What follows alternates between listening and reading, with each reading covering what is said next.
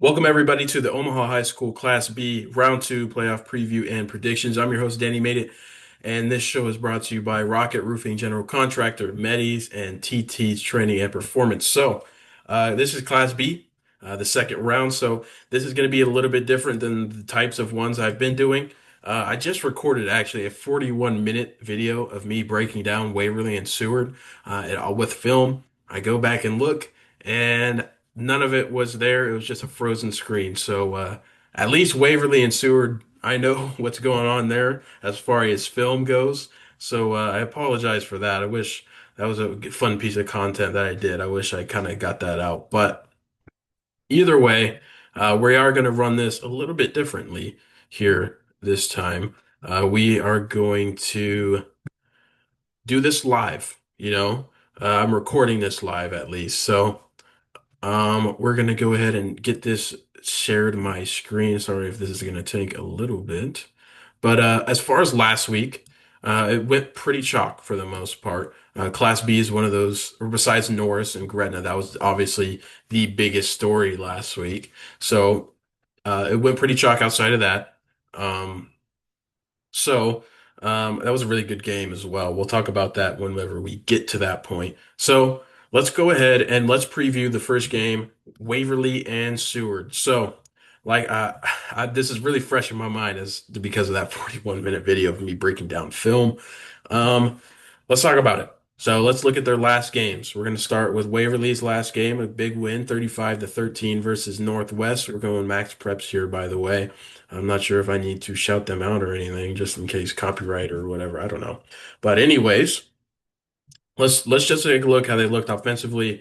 Northwest doesn't have stats in. They were able to pass the ball. And in that film thing, we watched Lincoln Pius actually in that game. They were able at the start of that game, they were passing the ball pretty well. And they weren't even running off of play action. They were passing the ball very well as an offense, which you'd like to see because most of the time they are relying on number 27 here, Nathan Axman, who had 91 yards last week. And then Cleveland here had 90 last week. So as a unit, they averaged 6.4 yards a carry. That's a really good number to be at. They passed the ball. Like I said, they went 15 for 23, 149 yards, two touchdowns, no interceptions, which is a really good number for them to be at. Most of the time, you see them as a passing or a rushing offense. And then no defensive stats here. Not quite sure why. For 5 for 5 for PATs, sweet. Um, but yeah, last week they played good, and as we know, these two teams have squared off before, and that was a really close game. The Waverly won by 8 points in that one. Let's take a look at how Seward did last week. Seward 35-12 versus the former C1 school, the McCook Bison. But like I said, they won this game by this margin, 35-12, even with their quarterback throwing three interceptions. That's probably not going to happen again. They're just not going to throw three interceptions versus McCook again. We've seen one of them was not really his fault. The linebacker kind of tipped it out of the line. If you want to count it as that, then you can, whatever you want. But yeah, it was really two interceptions for me. I don't put too much stock into that one. I didn't see the other two, but the one I watched on film was a tipped up pass. But offensively, they held him to 4.4 yards per carry. Tristan Campbell, 33 yards, 174 yards, 5 yards per carry. I mean, that's a good game for him. Campbell's a really good back, and they're going to meet another good back this week. And last time they played Waverly, they did really good against the run. But right here, really promising.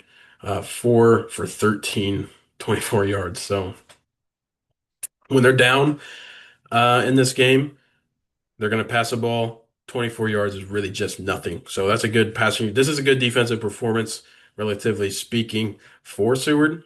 And then let's look at offense. They ran the ball 5 yards per pop. Not too bad of a number. Peyton Elster, our running back, 100 over 100 yards on the ground, two touchdowns, and then Jack Van Halleck. I definitely butchered that, but good player. Took him into my fantasy team a couple times last year. But he had four receptions, 48 yards, and a touchdown. They were able to get things done through the air, although not too much volume, nine team catches. And then, as we looked at last time, they were able to sack the quarterback 5 times last week. So that is a really good number to be at for them. And then we got 8 tackles for losses, really good. So of course they are being better this year. They are improving as a defense. So with that being said, let's look at the last time these two teams have played. So Waverly, Seward, week 2. The Vikings win 28-20. So let's look at the box score right here. So into half, this game was 14-7. Waverly was up, and then Waverly scored 7 points a game, 7 points a quarter, and then just lost by a score for Seward. So let's go ahead. Let's see how this game went. Seward, uh, 34 passing attempts. That's a lot of passing attempts. A touchdown and interception, 197 yards. Not too bad of a day for Sawyer. For Peyton Ellis, their running back one, he had 7.2 yards per pop on his zone. So this number right here, 5.2 as a team, is not. It's a little bit misleading just because Ellis had a big game, and these two guys didn't really get the volume that he did. So he had a touchdown. I think that maybe if you rely on Else here a little bit more as the game goes, you can give him a little bit more touch. They can have more success as an offense. But the biggest story here for me is how they play the run game. 35 carries as an offense, 132 yards, 3.8 yards per carry. Nathan Axman had just under 4 yards per carry by himself, but he also had 2 touchdowns, 118 yards. So that is a good performance to hold Nathan Axman at. He's one of the leading backs in Class B. So that is a good thing to do. But they did play well. Receiving, they allowed 122 yards and a touchdown. Nobody really stood out and had a crazy game. But yeah, Seward is a really good team. I really like how they are coached on offense. They throw things at you that are tough to defend, kind of like they're throwing these heavy running looks at them, and then they're really just passing. So I really like how they're coached on offense. They run really fun plays, and they're really creative as far as looks go. And then Waverly, they're underrated passing team, really. I've preached before these is a running team, running team, running team. They can pass the ball pretty well, and we've seen it throughout the season. They've passed the ball just a little bit better than some teams have think. Let's look at Pius. Let's see how they pass Pius. Yeah, they're consistently throwing the ball quite a lot. So this is a pretty good team. So we'll move on to my picks for Waverly 10-0 at Seward. Or no, this is not at Seward, it's at Waverly. But Seward at 10-0, Waverly 8-2 for Seward. Um, this is a game that I think is going to be really fun. It's going to be a coin flip. I think that they threw 3 interceptions. It was still a 8-point game in that first game. So that is extremely promising. I've made picks just based on turnovers and the difference being like that before, but it's just a really tough game to pick. Um, Waverly is playing super well, one of their best seasons in recent history. They're 10-0. Nathan Axman obviously leading their team, and their quarterback is also a really, really good player. For Waverly, the Blue Jays have some weapons. Their running back number one is good, and also their wide receiver Jack is really good. They have a tight end that is really diverse as well, and so do the Waverly. Waverly has a really good tight end who they rely on getting his hands dirty in the run game, also with the pass game. So tough game to pick, but ultimately I'm going to go with the Vikings here. It's really tough to pick one of these teams, to be honest, just because that game was so close and Class B has been all over the place this year. But I'm gonna pick the Waverly Vikings in this one, and that is going to bring us to the next game, which is Bennington at Elkhorn North. So for Bennington and Elkhorn North, I'm gonna close these. I had those films up because I was going to do the film, but it didn't really work. So uh we'll go over Bennington and Elkhorn South just like we just did. So, Elkhorn North, Class B, like I said, has been just on and off, heat and hot, you know what I mean, hot and cold, whatever you want to say. It's just been just a circle of people beating teams, people beating, you know what I mean? Um, it's a week to week thing, any given Friday, really. But when you look at the schedules, um, Elkhorn, Elkhorn North and Bennington are two of the better teams here in uh, in in Class B. So we'll start off here with Elkhorn North. Elkhorn North. Nope, this is not Elkhorn North. My mistake. We'll start here with Elkhorn North, though. We'll figure this out some way or another. But Elkhorn North, through the early part of the season, really the first what 6 games here, yeah, 6 games, they were ranked really just unanimously the first team in the league, or in Class B, and then they face Omaha Scott Catholic. They lose 28-19, and then they face Gretna East. They lose 35-23. Two bad losses in a row. Not really bad, but two losses in a row. Then they bounce back, beating Bennington by 2 points, and then really just putting it home versus Pius last week, 32-0. They've bounced back, of course, just a really, really tough 3 game stretch here. And Elkhorn North has played just the best of them. They've played York, who's really a good team. We're going to talk about them later in the show. Gretna, who's a good team. They won against Norris, who was also a unanimous number one at some point this season. And then this 3 game gauntlet right here: Scott versus Gretna East versus Bennington. So this is really, really tough thing for them. But they've been so super well throughout the season, and they've played just about everybody you can play, and they are certainly battle tested.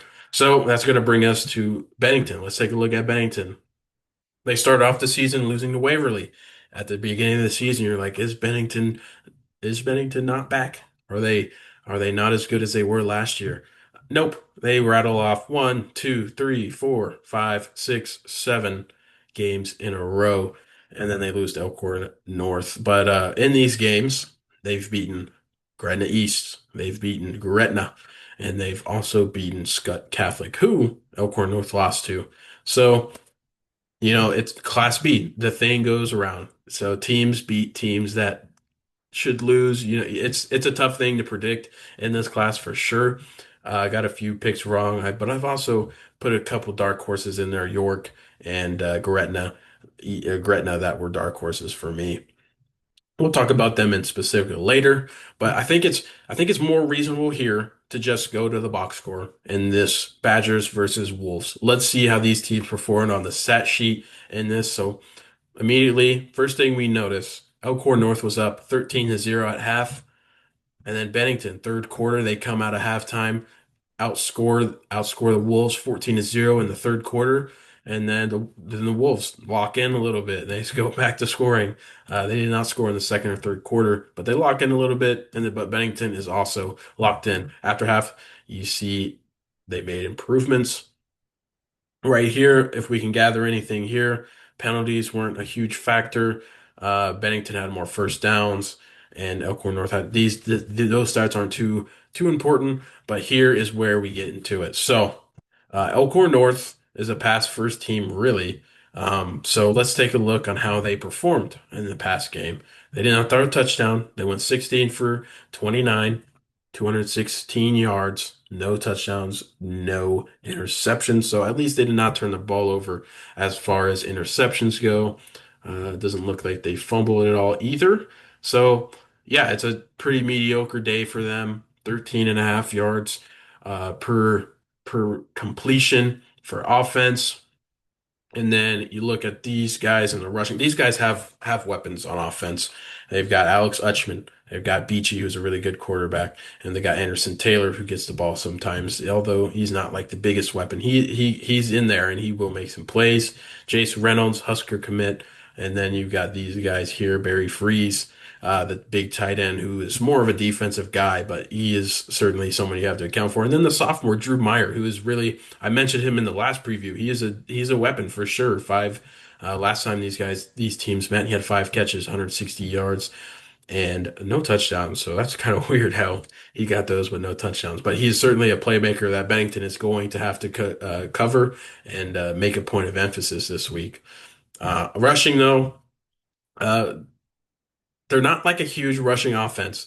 Alex Ushman had 1 carry, who's their starting running back, for 41 yards. I'm not 100% sure. Did he get injured, maybe?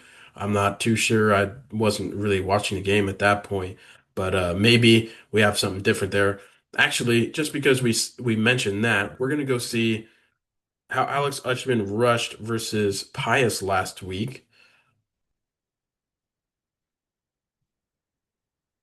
He did not. Oh, he's a receiver. What am I thinking? But he had a rush for 41 yards. Maybe get him the ball a little bit more in the rushing game. He had 41 yards per pop. So obviously that's not going to be sustainable. But their number one guy. He had 24 carries, 85 yards. Ethan Beachy, he's their guy in the rushing game for that game. For sure, they're going to have to keep cabs on him. Two touchdowns through the ground for him as well. 3.5 yards per carry, which isn't a fantastic number. But let's take a look at Bennington. How did they perform in this game? Their quarterback had a really good game, 12 or 14 for 24.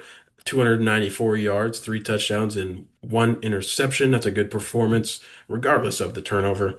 And then when you look at the offense, they didn't rush very fantastically. They had one guy over 5 yards per carry, which is a good number. But overall, the rushing game wasn't a huge problem for Elkhorn North. They have a really good defense. They have guys really everywhere on that defense. Jace Reynolds, as we mentioned, and Barry Freeze is a really good defender, and then some other guys as well. But yeah, I haven't got a chance to really dive into Bennington on film, but yeah, they're a good team. This was a close game. They had success in the air. They had a bunch of guys contribute, as we see here. They had a bunch of guys over at 20 yards or more. One, two, three, four, five, six guys over 20 yards receiving. So six guys were making an impact in that game. So they were spreading the ball over, which is something that is sustainable, especially when you're facing a team again. But again, this is going to be a close game. Class B is really difficult to predict. As far as my pick, we're going to move to the pick now. I think Elkhorn North should win this game. I think that they have been dominant throughout the season, but as we've seen later on to the season, they have struggled just a little bit in these last games. They've played some of the best teams in Class B. They went to Bennington, they lost by or they won by 2 points. They beat them before. It's really tough to beat a team twice, but I think Elkhorn North has the guys. They're older as a unit, as we see. Junior quarterback for Bennington. We got seniors everywhere for this team here. Jace Reynolds Sr., Alex Utchman Sr., Barry Freeze Sr. I think that overall the experience for them is going to help them just a little bit more. And Bennington, although they do have experience in the playoffs, I think Elkhorn North should win this football game, and that is going to bring us to York and Gretna. Now, York and Gretna is an interesting game because um, probably two people in the world had this matchup going. Um, but yeah, this is a really interesting game. Two upsets, obviously, last week. These two teams came up and they showed out. I said York last week. They have a real chance of winning this football game. And they go. They went to Scottsbluff 2 weeks in a row. They come back and they are winners after the second attempt. So obviously last week or the first time they played 33-20 versus Scottsbluff. Second time they played, they lower the score 24-21. Obviously made it a tighter game. I said that they really had a chance to win, and it was really a coin flip for me. And it ended up being so. Gretna putting on an absolute clinic. In the preview last week, I said that when those quarterback and receiver guys, they're getting going, Bryce Lakers and Michael Knutson, when they're getting going, they are one of the best units in the league or in Class B. And you've seen that last week. Bryce Lakers had 92 yards, but they got other guys involved, 121 yards from Heidebrand here. Wow, I probably butchered that. I'm sorry, man. A little illiterate sometimes. But yeah, they got the ball around and they got things going for Gretna. But these two teams have not played before, so we're not seeing another rematch like we have in another game as we previewed before. But Gretna, man, they come over and they play good defense against the pass. They held Evan Greenfield 6 for 11, no touchdowns. They didn't pick him off, but received a fumble. And man, look at this. Gretna wins this game. They win in a last second effort as well. They win this game by 1 point, and it was 46-5. They threw two interceptions, and they fumbled the ball twice. That is incredible. They turned over the ball 5 times and they were still able to put up 46 points and win this game. Like I said, it was going to be a high scoring game. It's just a little bit crazy that they were able to win this game even with that. You see, Schlotfield had a decent game, 72 yards, and that's kind of what I was wanting from Gretna. They should be able to run the ball a little bit more, and you see a little bit more success here in the run game. I think they should continue to do that. You see Zeke Jassa here. He had a nice rush. I think maybe get him more involved, the junior. He doesn't get involved in the passing game, so I'm assuming he's a running back. So maybe get him involved a little bit more. Last week it was tough against the run for Gretna. They allowed Marcus Nelson 29 carries for 288 yards, 9.9 yards a pop, 4 touchdowns. That's how they do. But when you look at York, they don't really have a guy that really stands out on the team as just this huge dominant player like Marcus Nelson, or as you see some of these teams have that number one guy. York is more of a well-rounded football team. They play really good situationally. So it's a unique challenge for Gretna in this game, but let's take a look at York's last game. Emmett Dirks, their quarterback, who also gets it going in the run game as well. He had a touchdown on the ground, but he was 10 for 19 passing, 98 yards and a touchdown. He was clean, didn't throw an interception. Offensively, they were able to where they did get a turnover on offense. So that is a little bit encouraging as well. They were able to win by 3 even with that turnover. So both of these teams are going to rebound after turnovers, as we've seen in these 2 games now. They had 2 touchdowns on the ground, 4.2 yards per pop on the rushing. Not an incredible number, but they were able to persevere. Let's see how their defense did. Their defense may be the better part of their unit. Uh, Scottsbluff was without Nate Kelly. So that is a huge thing for Scottsbluff here. Nate Kelly did not play, but they were good versus the run, 4.4 yards a pop. Really out of their starting guys, 4.6 yards a pop, 4.2. It's a good number. They were good against the run. I think they're going to face a similar run offense on Gretna. Gretna is not a run offense really, but without Nate Kelly, the Scottsbluff team is probably a similar rush offense. So these numbers are probably going to be similar. Gretna really doesn't operate too crazily in the run game. They have some strong runners. Schlotfield is a strong runner. He's a big guy. He's going to make those defenses a little bit on their toes. He's also a sophomore. I did not know that. That's a good thing for him. He's a fun player. They use him in a couple different ways. They get him in the blocking game, and they also of course, give him some touches. He had 17 carries, and that's a big thing for them. I think that the more they rush the ball, the more that the pass is going to be open. I think that it's a really good approach for them to run the ball a little bit more, just like they did last week. So, last week, Michael Knudsen, 28 for 42, 356 yards, 3 touchdowns, and as we said, 2 interceptions. They got the ball around. They had 2 guys around 100 yards receiving. Bryce Lakers, obviously, he's the number one guy, but Heidelbrand was able to get 121 yards in a carry, and he had 9 receptions. So, with that being said, let's get to the picks. I think Gretna should be the favorite here. Now that we know York played without Nate Kelly, even though I still picked them to win this game, they played without Nate Kelly. So, I think Gretna should win here. They need to be locked in. Like I said, 5 turnovers and winning games is not super sustainable. They had a miracle play at the end of that last game. So as long as they're a little bit more clean with the turnovers, Gretna should be moving on to the semifinals here. So that will bring us to the last game, which is Scott Catholic and Gretna East. So, excuse me, Gretna East is having a really good season. They're 9-1.